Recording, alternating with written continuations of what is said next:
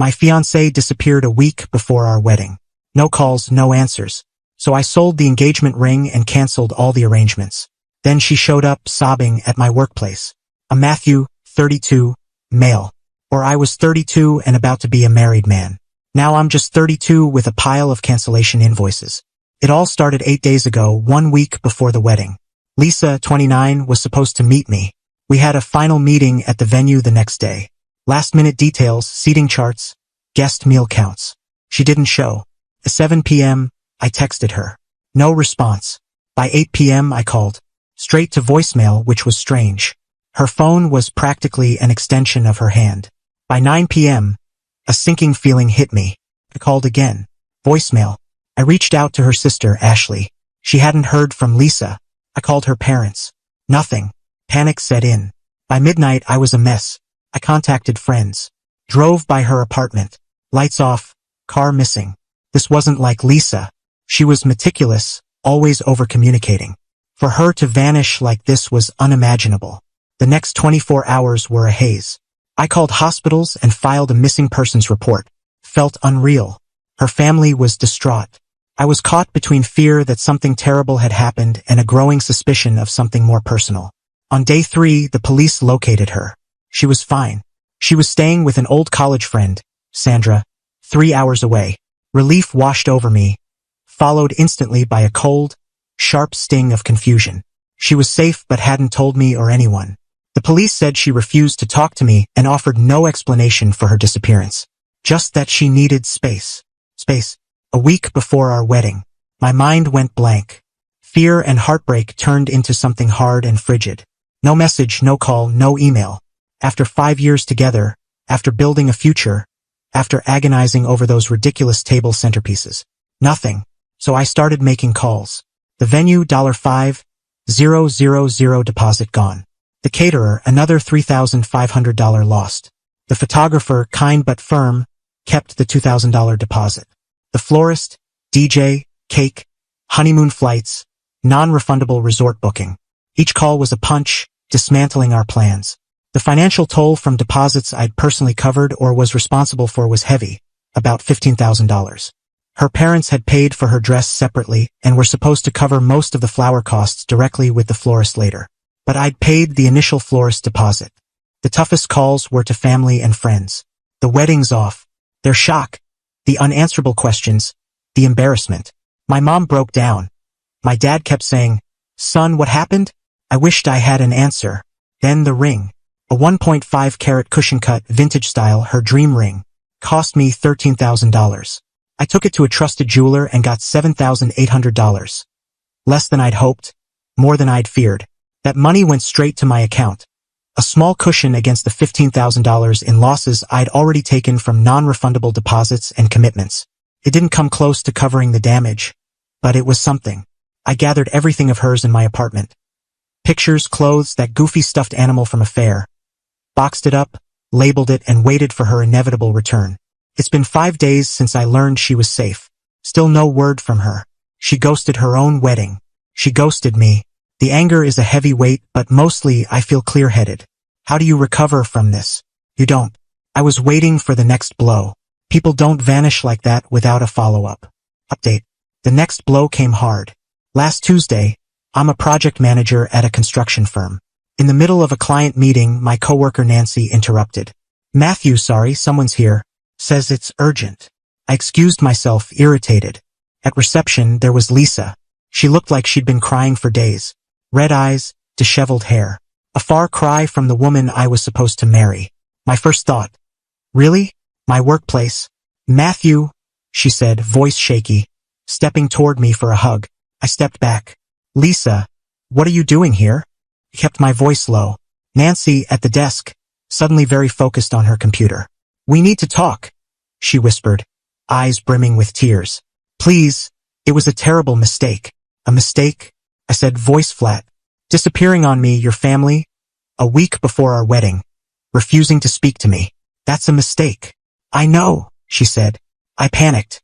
I got scared. Sandra said some things. I just lost it. Sandra, her free-spirited friend who always thought Lisa could do better than me. Right.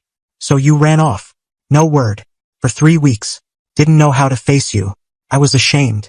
Matthew, I still love you. I want to make this right. She reached for my hand. Pulled away. Make this right, I said, incredulous.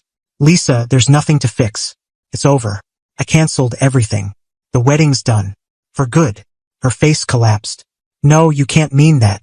We can reschedule. Tell everyone I had a family crisis. A medical issue. We can fix it. The audacity was staggering. Fix it? Like it was a minor hiccup, not a life-altering betrayal? Lisa, I sold the ring. That stopped her cold. Her jaw dropped. You what? Sold it. I lost over $15,000 in deposits I paid myself. The $7,800 from the ring barely touched it. But it was necessary. You sold my ring? Her voice rose. That was my ring. It was inspired by my grandmother's design. How could you? Now I was angry. Your ring? I paid for it. For a wedding you abandoned. A symbol of a promise you broke. Inspiration doesn't make it yours when I paid for it. But the money? She stammered. What about it? I said, calm but firm. It went toward the venue, caterer, honeymoon losses. Consequences of your choices, and I'm still out of pocket. She stared, stunned. You have to give me that money. It's partly mine. We were getting married. Were. Past tense. No, I don't owe you anything except protecting myself from more damage. My boss, Mr. Donaldson, a no-nonsense but fair man, appeared, drawn by her raised voice. He glanced at Lisa, then at me, eyebrow raised. Everything okay, Matthew? Personal matter, Mr. Donaldson. Being handled, I said, giving Lisa a look to leave. She turned to him. He sold my engagement ring. Cancelled our wedding without discussing it with me. She wailed. Mr. Donaldson looked uneasy. Ma'am, this is a workplace. I cut in. Lisa, this is inappropriate. Leave. Now. But Matthew, our families, the deposits my parents paid. Your parents paid for your dress? Which I assume you still have. They were supposed to pay the florist's remaining balance directly, but they didn't. When I canceled the florist, I got hit with their $1,400 cancellation fee because I'd made the initial booking. That added to my already massive losses, which the ring money only partially offset. I have receipts for everything. You can take it up with your parents. She looked stunned, tears streaming. You're so heartless. Cold. I made a mistake. Don't I deserve some understanding? Understanding. My voice was ice. I used that up worrying you were hurt or worse. Want understanding? Start with a real apology, not blaming your friend. And don't come to my job demanding money from a ring you walked away from. Especially when I'm still dealing with the financial mess you caused, including bills your parents didn't pay. I hate you, she screamed. Coworkers stared. My face burned, but my resolve solidified. That's starting to feel mutual. Security can escort you out. She glared, turned, and stormed out, nearly knocking over a plant. Mr. Donaldson said, well, that was something. You okay, son? Fine, I said, but I was trembling. Not from fear, from her nerve. She didn't just want forgiveness. She wanted a reset button with me covering the cost. Later, her mother, Margaret, called. Oh great. Update Margaret. Lisa's mom. Always obsessed with appearances. Polite but critical. Her call came hours after Lisa's workplace outburst. Matthew dear, she began, her voice dripping with fake warmth. Lisa's devastated. I can imagine, I said dryly. Yelling at someone's workplace must be exhausting. A sharp breath. No need for sarcasm. The poor girl made a mistake. A serious one, yes. Her father and I are terribly disappointed. But she sees her error now. She wants to fix things. Her fixing things means demanding I restart a canceled wedding and hand over money from a ring I sold to offset her mess.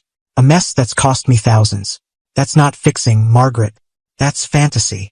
She was upset about the ring, of course, Margaret said, brushing it off. It meant something to her. The design. A design she chose from a jeweler's catalog. Its meaning was in the commitment she threw away. Matthew, Margaret's tone hardened. This isn't just about emotions. There are financial matters. We paid for her costly dress, and we gave you two a generous $5,000 gift for your honeymoon.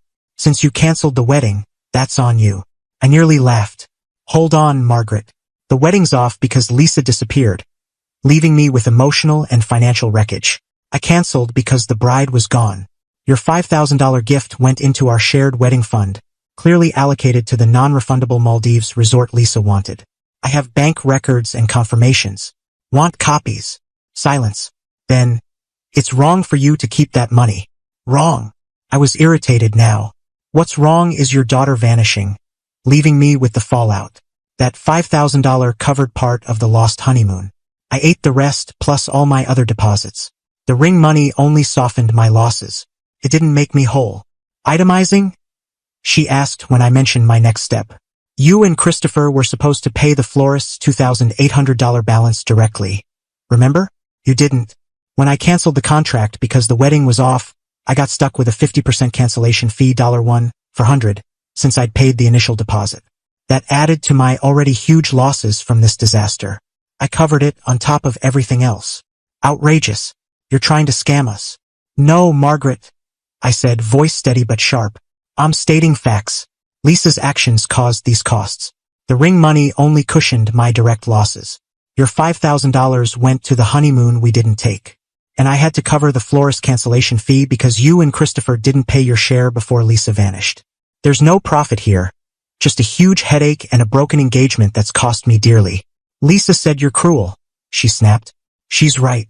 After all she's been through. All she's been through, Margaret? What about me? Our families, friends, the worry, canceled plans, humiliation? She got scared. Young women do foolish things. She's 29, Margaret, not a teenager. Responsible people communicate, own their actions. The conversation dragged on. Unreal entitlement. She genuinely believed Lisa's regret erased all consequences, or that I should bear them.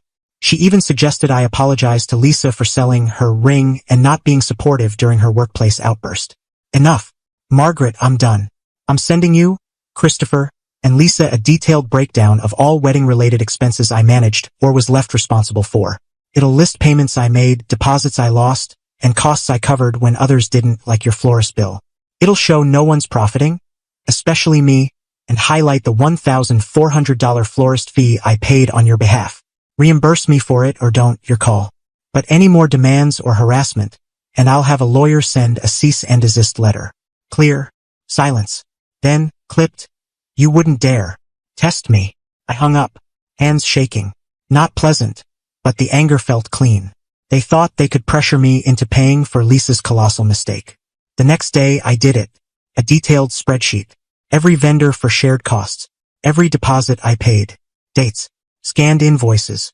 Highlighted the florist cancellation fee I covered.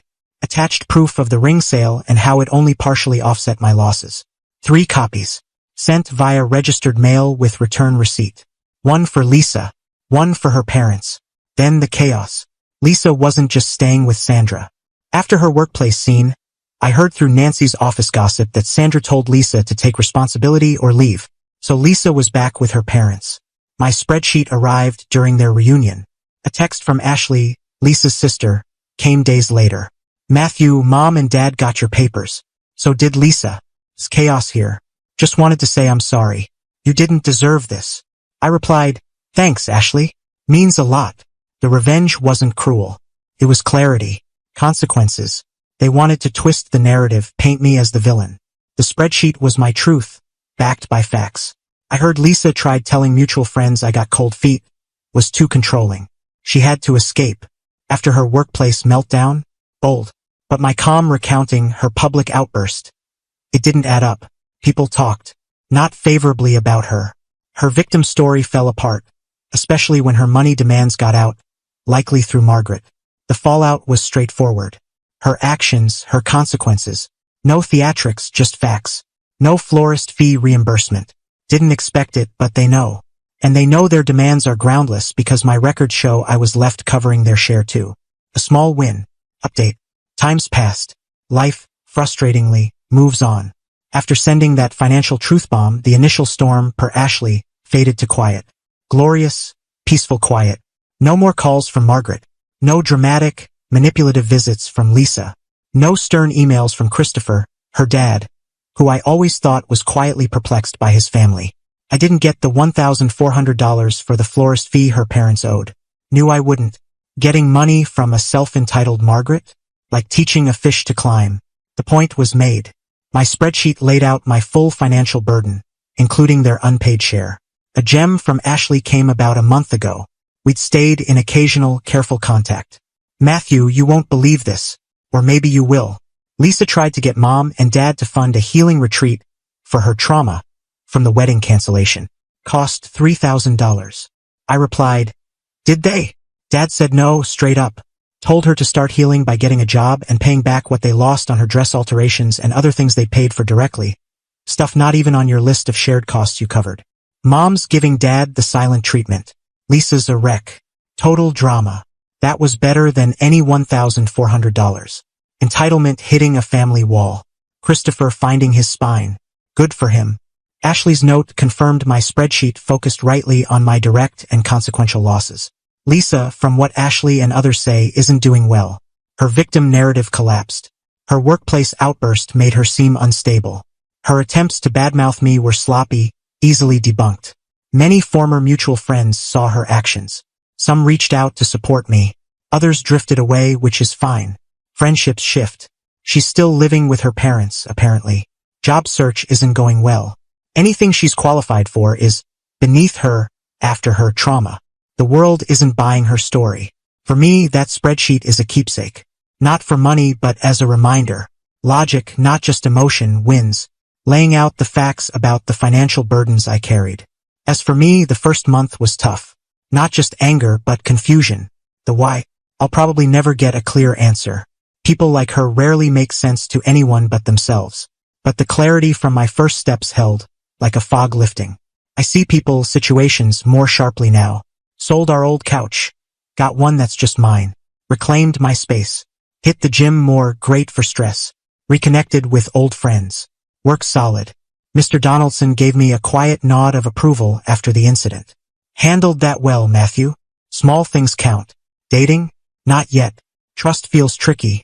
But I'm not bitter. Working on it. Focusing on myself. Career, friends, rebuilding my way. No fancy retreat needed. Sometimes late at night, a pang of old pain hits, betrayal, the life we planned. But it fades faster now, replaced by quiet confidence. Not loud triumph, but steady certainty. I navigated a nightmare with composure. Strength.